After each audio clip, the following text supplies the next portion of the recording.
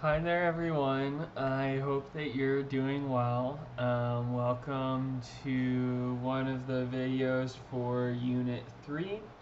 In this video, we're going to be primarily discussing Jean-Paul Sartre's Existentialism is a Humanism.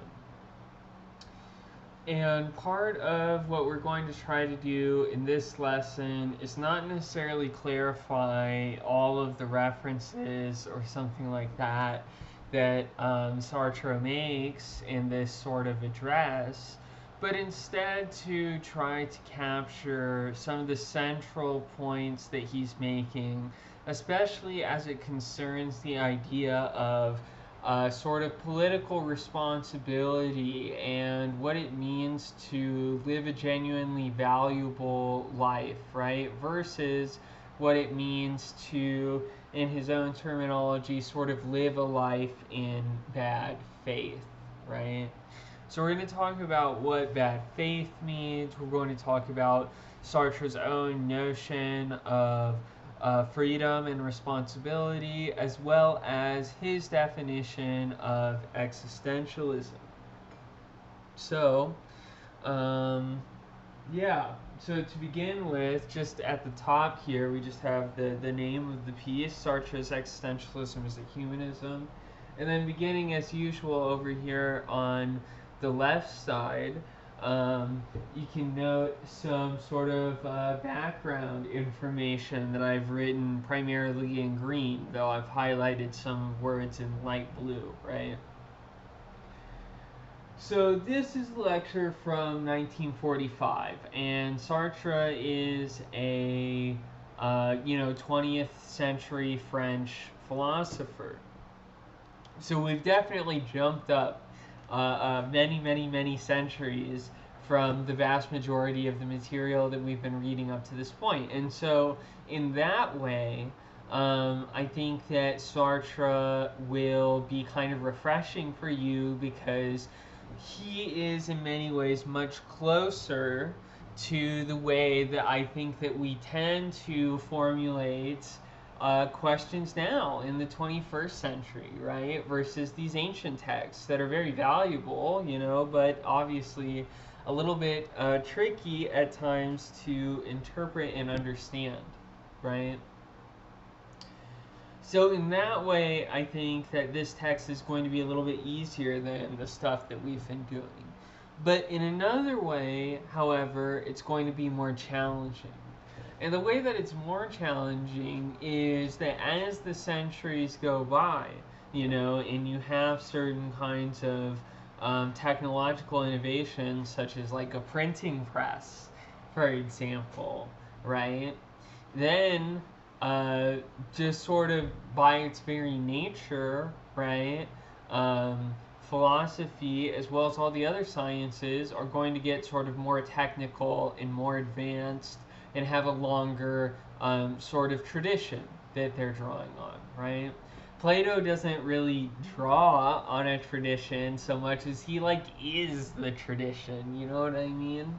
Whereas Sartre is sort of like a careful reader of not only sort of like the ancient philosophy that we're aware of, but also like the latest philosophical developments in, say, the last 300 or 400 years or so.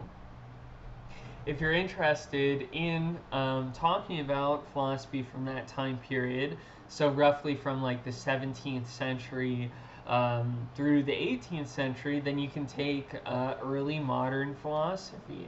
I'm actually teaching a section on that in the fall. So if you find what Sartre says here, he's going to mention certain names like Rene Descartes or Leibniz or something like that, right? And maybe if you studied some like history of physics stuff, you might have heard of these figures, right? But Sartre is interested in them primarily as philosophers, right? Now, this is very difficult for us, right? Because we don't get to take early modern before we read Sartre, right? We have to sort of deal with the fact that Sartre is going to talk about some philosophical context that in sort of the setting that we're in, we don't have the ability to fully know or fully investigate, right? And really, here's the thing, this is what reading philosophy is like most of the time, is that you're sort of like dropped in the middle of, you know, a certain period, a certain debate, you know, something like that, right? And you don't really know necessarily all of the historical context or anything like that, but you're there to sort of investigate and get what you can out of the text, right? And so that's what we're going to do together. This video is not going to be sort of like primarily about like giving you the background on all of the names that Sartre mentions in the piece, though if you do have questions about a specific figure, I am happy to talk about that on the discussion board. Instead, we're really going to be trying to clarify Sartre's own ideas that he does develop here, right?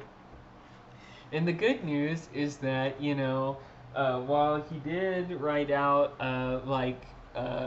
800, 900 page book called Being and Nothingness, that is incredibly difficult, he also sort of gave us these popular lectures where he explains to a general audience, right, what his own philosophical theory is, what the main tenets of it are, right?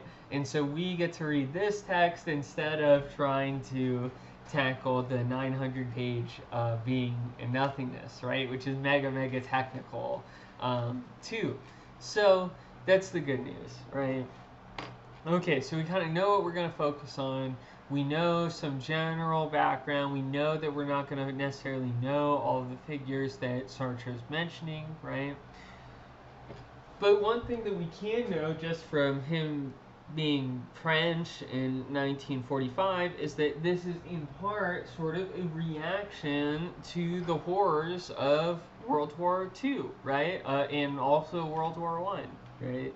Just sort of like, what does it mean for Europe to be sort of like in crisis and in war, and like how did that affect people's notion of what the good life is really like, right? I mean, in World War II, you see some obviously major atrocities, such as the Holocaust, right?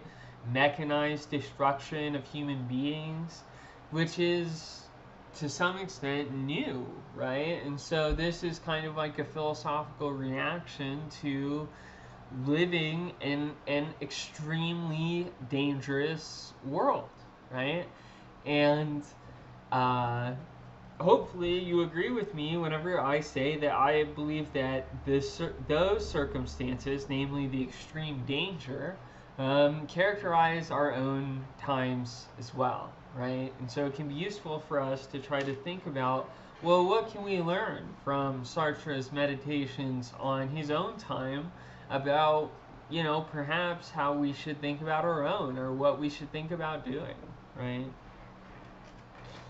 Okay, and so he's aiming to respond to certain kinds of objections, like the existentialism, which is the name of Sartre's own philosophy. He also thinks that it characterizes a bunch of other philosophers, right? But he is really the one to use the word existentialist, right, and explicitly describe himself that way. But he also thinks, hey, if you think about it, this applies to a bunch of other philosophers too, right? So he's defending his own philosophy, existentialism, that he had previously outlined in that giant book called Being and Nothingness, right? And he wants to respond to basically three kinds of objections. That existentialism is apolitical, so it can't really tell you anything about like what to do in political situations, right? It's individualistic, right? Because it focuses on individual people and their reactions, right? And or that it is nihilistic, right? And nihilistic is a philosophy word Nihil means nothing, right? And so to be nihilistic is to believe that nothing fundamentally matters, right?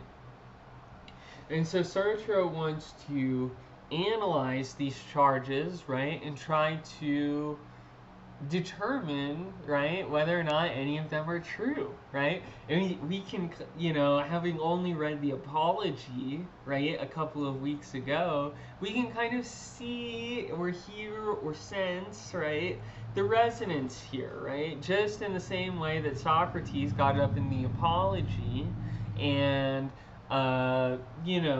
essentially defended himself against various kinds of charges, right? Corrupting the youth and impiety and so on, making the weaker argument the stronger, so being a sophist, essentially. So too, here in 1945, in a lecture, audible, just like Socrates, right? Sartre wants to defend his own philosophical system against certain kinds of objections, right? And so I've written here, this is a useful text for us because Sartre tries to answer these charges by claiming that existentialism is a humanism, right? And essentially, what we're going to be trying to do for the remainder of this video lecture is to be able to answer the question, what does it mean to claim that existentialism is a humanism? How does claiming that existentialism is a humanism rebut the charges that his philosophical theory is apolitical, individualistic, and or nihilistic, right? So that's kind of our main objective, right? And then to learn what does this philosophy have to say about living a good life and so on, right? Now, to begin with, Sartre clarifies that there's really actually two kinds of existentialism, two distinct classes of existential philosophy. There's a kind of religious existentialism and a kind of atheistic existentialism, right?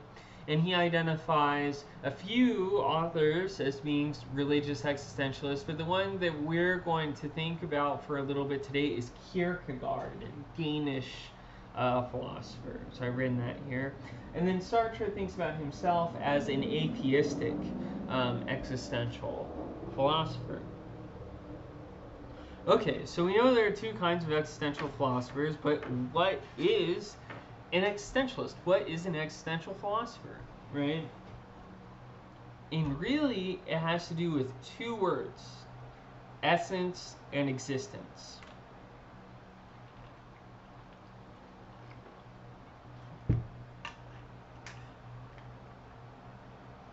Now, so the notion of essence, what Sartre is trying to grasp on with this idea of essence is that when you think about artifacts, right, when you think about things that you create, right, like a book or a necklace, right, they have like a purpose, right? They're meant to fulfill a specific function. Books are meant to be read, necklaces are meant to be worn in a decorative fashion, right? And so on, right? And then similarly, you can think about natural objects as also having an essence, right? So in the same way that the necklace and the book have an essence, right? You might say that the essence of, of a dying star is to supernova, right? Or the essence of gravity is to make balls roll down hills, right? And so in the same way that you can think about artifacts as having an essence, sort of like an essential structure, like that's what they're meant to do, right? So too, can you think about natural objects that way, right? And this in particular will be very, very natural for you to do if you're religious, right? If you're religious, then you think that God created all of creation, or, at least if you're a Christian, right? You think that God created all of creation sort of like for a purpose, right? Like as a master craftsperson, right? And so objects have an essence, right? They have a plan, right? Before I have an actual necklace, or before I have an actual book, right, I sketch out the plan for that thing, right? I say, okay, well, the book needs to be certain kinds of dimensions, etc., to be readable, right?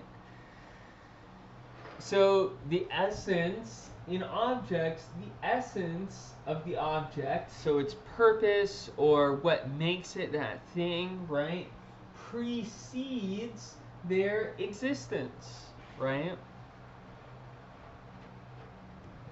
Existentialism is the claim that for human beings, existence precedes essence.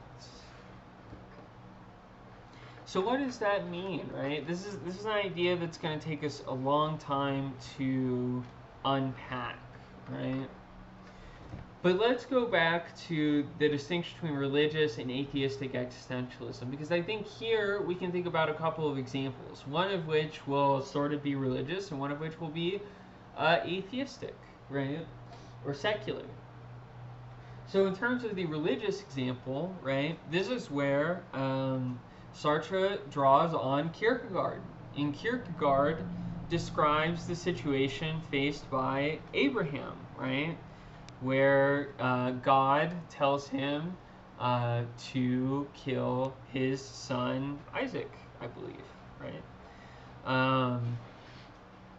And so in this parable, the reason why it's so significant for Kierkegaard is because for Kierkegaard, what it sort of depicts is the ultimate example of religious faith, right? In that instance, right, where God asks Abraham to murder his only son, right, his belief in God has to surpass his belief in morality, right? He knows in some way that killing or sacrificing his son for God is immoral, right? But he has to make a leap of faith. He has to transcend that moral realm to enter into a genuinely spiritual or religious dimension, right? And this idea of the leap of faith is very important to Kierkegaard because it sort of separates Kierkegaard from traditional orthodox religious authority figures, right?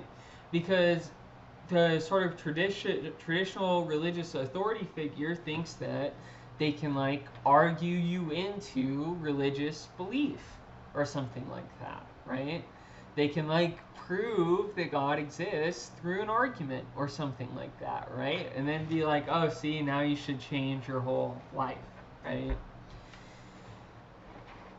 When Kierkegaard's own version of the argument that existence precedes essence is that in that moment of decision for Abraham, right, there was no sort of like essence of humanity, there was no foresight or something like that to know that this was truly God's will or something like that, right? He had to make a leap of faith. He had to decide essentially to be religious, right? Rather than, try to bully himself into it, essentially using sort of philosophical arguments. At least that's how Kierkegaard would depict that, right? And so in the case of Abraham, right, in that decision about whether or not you sacrifice your only son, right, your essence, whether you will be sort of like moral or religious, is not decided for you. And not even God can make that decision for Abraham, right? Abraham has to, be willing to kill his son, and then God says, okay, you don't have to, right? But in that way, right, the essence of Abraham's character was decided through his own decision, right? Through his will, right? And it's really going to be this emphasis on decision and personal responsibility that really makes existential philosophy quite unique and very, very different than most other strands of philosophy, right? Abraham was not in that moment supported by knowledge, right? He didn't know, like, he didn't know that God existed in the sense of like having theoretical evidence that's like better than everybody else's or something like that, right? He simply decided to believe it, right?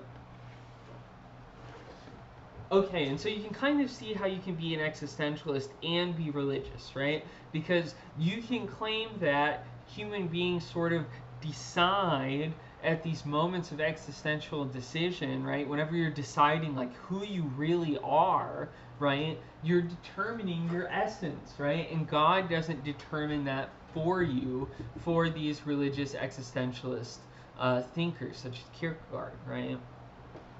Now for Sartre, in some ways claims that it's even harder for the atheistic existentialist, right? Because for the religious existentialist, you're always kind of holding in your back pocket, right, the belief that sort of God will see or understand or, you know, in some way be able to make all of the decisions turn out okay, right? Because you live in a basically like ordered universe. Like God would not allow evil to prevail, right? And maybe you don't have any theoretical proof of that, right? But that sort of softens the decisions that you make, knowing that the universe is ordered in a certain way, right? By contrast, for Sartre, the existentialist has nothing like that they can grab onto, right? Nothing in the world is intrinsically or inherently meaningful, right? I don't have any sense of authority, like in the case of Abraham, where I can say, oh, well, this is what God commands me to do, and so I must do it, right? Sartre says things along the lines of like, if there is such a thing as a God, then that's something that you have decided, right? And what he means by that is that if there is something like a transcendent authority in your life, right? Like if you have decided that someone in your life gets to decide everything for you, right?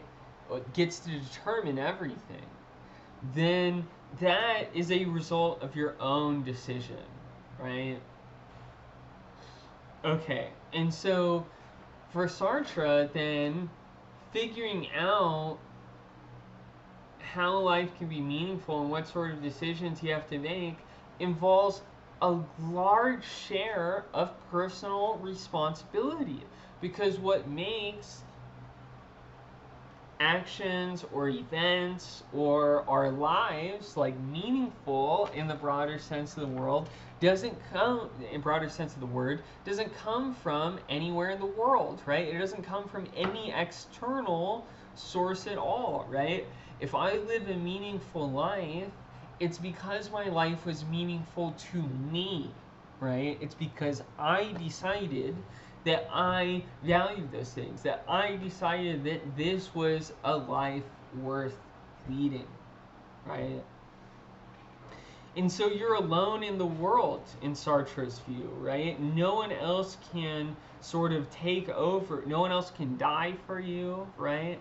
And no one else can decide for you. No one else can die for you or choose how to live for you, right? If you choose to be obedient and so on, then these are choices that you have made for yourself, right? And so for Sartre, the sense in which your existence precedes your essence is that if you think about your essence as sort of like your telos or your purpose in your life, the things that you want to do, the things that you conceive of making your life meaningful, right? that you get to decide on what those things are, right? It's not like given to you in advance, right? Like your father decides you're going to be a preacher or something like that, right? And it's all ordained from the moment that the universe was created that you're going to do this thing, right? No, Sartre's view is exactly the opposite, that you cannot rely on any sort of transcendent authority whatsoever to make any of those decisions for you, right? And so one common existentialist way of framing the human position that I think is really valuable is in this idea that humans are those beings for which their being is a question for them, right? Let's put it this way. When I go about the world, right, my vacuum cleaner or the light bulb or my headset or whatever, right, tissue box, they are not concerned with questioning their own existence, right? They are not capable of questioning, right? Similarly, like, you don't really see, like, dogs, for example, pursuing existential, philosophical sort of questions, right? Whereas, by contrast, every human being is interested in what they are, right? They're interested in what they are, they have questions about it, they want to know about it, right? And they want to try to actualize that, right? Like, I have to actualize being a good teacher or something like that, or being a good daughter, or being a good aunt, right? It's not just something that I can be in the sense that, like, a rock is a rock, right?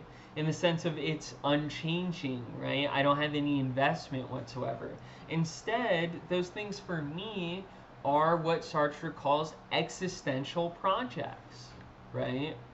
They are the way that I sort of project myself into the future, the way that I imagine my life to go, the way that I structure or orient my current actions, right, in order to eventually one day reach that future point, right? And so Sartre's idea that human beings are those beings for which their being is a question for them is to say that, in essence, we are concerned about ourselves and our future, right? We want to know the meaning of our lives, right? And whether all of our projects, all of the things that we want to accomplish in our life are for naught, right? And so Sartre concludes from this, since we're the only beings that question the nature of their own beings, right? Human beings are therefore responsible, right? And you can think about this both responsible in the social and political sense, in which I'm accountable for things, but also responsible in the sense of able to respond, right? It's because my own life, my own existential projects are a question for me, that I have to live them, right? That I have questions about it, right? And I want it to be a certain way, and I feel a certain kind of investment in it, right? But this responsibility comes at a heavy price, right? Because if I'm responsible in some way for making my own life meaningful, or at least attempting to pursue existential projects that make it meaningful, then in a certain sense I am condemned to be free. And what Sartre means by this is that I have no choice but to make a decision, right? I don't have the option of retreating into being like an object, right? And having some sort of stable self-identity that I don't need to interact with or sustain in any way, right? To the contrary, right? For me to be what I am, for me to pursue my projects, right? For me to think about all the things that I want to be in my life and what makes them meaningful and continuing to pursue them in the future, then that is an enormous weight of responsibility on me, right? Not only do I have to go through the process of making my own life meaningful, then I have to take responsibility for that life itself, right? And of course, Sartre says it's always possible for us to fall into bad faith, right? And what he means by this is like we can enter into intense kinds of self-deception where we think about ourselves as being like an object, right? And we think about ourselves as not free and therefore also not responsible, right? Consider the sort of typical refrain from that is very common in things like trials in international law, right? People commit atrocities, right? And then they say things like, well, I was just following orders, right? And when you say that, right, what you're doing is you're relinquishing the responsibility for yourself and you're giving it to someone else, right? Whoever is giving you your own orders, right? But you have to take responsibility for the fact that you decided to be part of this organization. You decided for that person, in essence, to be your superior. You decided that the sort of authority that they have is genuinely meaningful for you, right? And so Sartre would describe those instances